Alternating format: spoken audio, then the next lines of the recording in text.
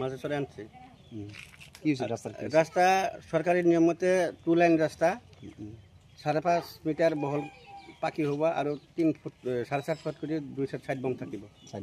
এতিয়া ঠিকাদারে 4 মিটার করে আছে, 1.5 মিটার করা নাই।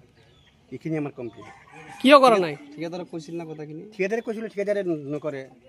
ঠিকাদাৰে কি কয় এতিয়া? এতিয়া ঠিকাদাৰে কয় ৰাইজে কৰিব, ৰাইজে কাম মানছে নেকি, ৰাইজে কৰিব।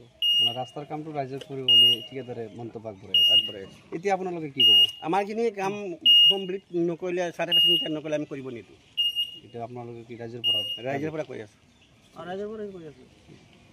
আমার রাস্তাটো দুর্নীতি চলি আছে।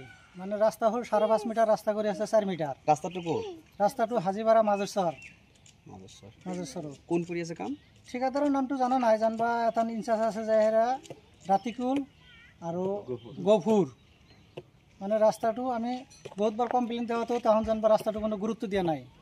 রুলার ভালকে নামারে, মেডেল ঠিক মতন নামারে। সেই কারণে আমি ভাবছো রাস্তাটো ভালকে করলেহে আমি রাস্তাটো করবা দিম, নহলে আমি কামটো বন্ধ করে রাখি দিম। রাস্তার বহল কিমান? বহল আছিল 5.5 মিটার। কিমান কৰি আছে? 4 মিটাৰ কৰে আছে।